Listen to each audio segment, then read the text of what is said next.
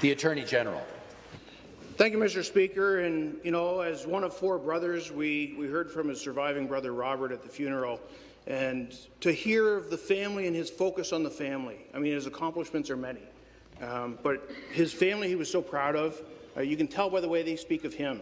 You know, he had 6 children, as we know, his wife Raya, through 66 years, all the adventures. You know, just a remarkable partnership.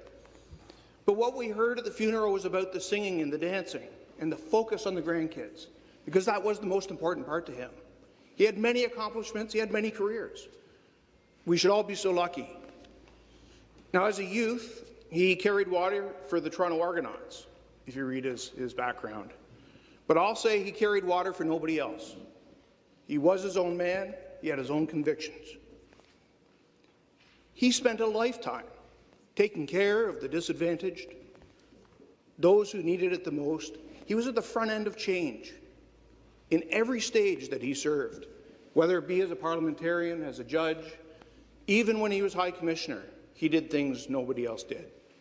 It is a remarkable career. But what people don't actually realize is that he had a successful law career for 17 years before that. A full law career, attached to names like J.J. Robinette and Arthur Maloney, just absolute icons in the legal profession. He took cases from them. He ran about a dozen murder cases. He did high-profile stuff. He did important work. And then he came to politics. Now, Mr. Speaker, he got involved in politics in 1965. He was helping Dalton Camp in his bid. Now, historians know how that went, but I didn't realize the connection. I didn't realize that he was actually part of the Big Blue Machine, because it had to be through the Dalton Camp experience that he met Norm Atkins.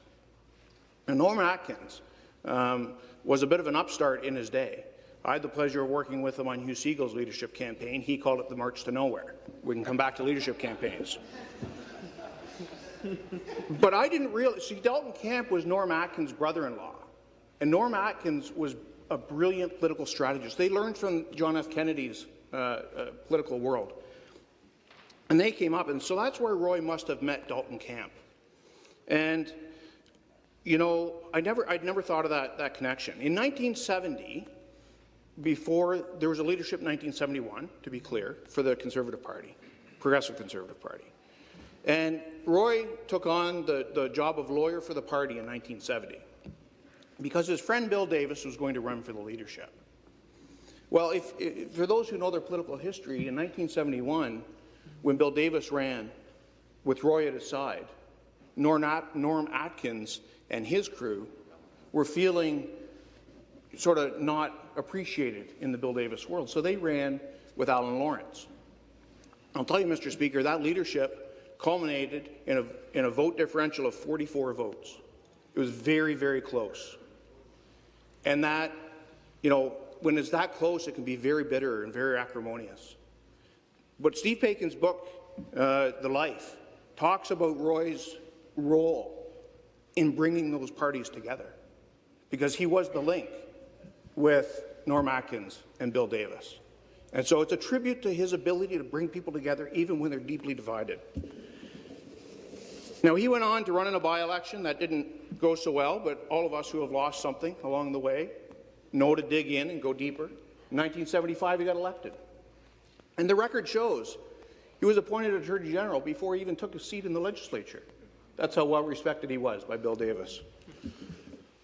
He, as we've heard, he served for 9 years, 124 days as Attorney General, and simultaneously 4 years as Solicitor General. He was a workhorse. There is no doubt he was a workhorse.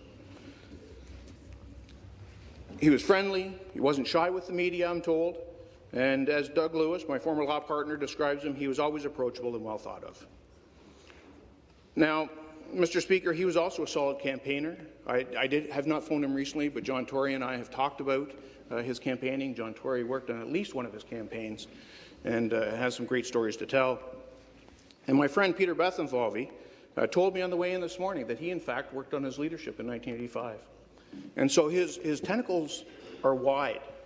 And he really was a model for all of us. Mr. Speaker, now I'm proud to say that although he carried water for the Argonauts, I carried water for him as a page.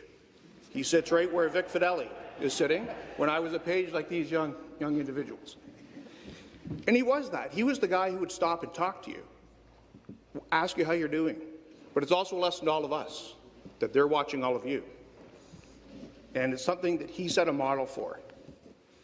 Now, as High Commissioner, it says in the books, I like to read books, it says that he was often asked to Buckingham Palace and entertained there.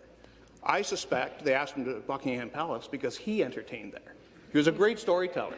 He had an ability to again, tell stories and bring people together. But this is what he did as High Commissioner. He refused to take the traditional post of the chairman of the 170-year-old Canada Club. Why? It didn't allow women. That's pretty remarkable. Now, the thing that makes me reflect on sort of how we're doing is 1988, when he stepped down as High Commissioner at the age of 56. Makes me feel like I'm not doing anything with my life, Mr. Speaker. But shortly thereafter, in 1991, he was appointed Associate Chief Justice by the Prime Minister Kim Campbell, and shortly after that by his friend Jean Chrétien to Chief Justice, where he served for a long time.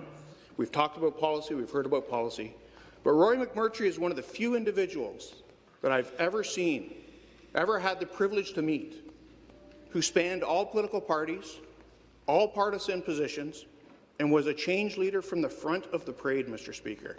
He really was remarkable. I want to thank the family for sharing him with us. Thank you for being here.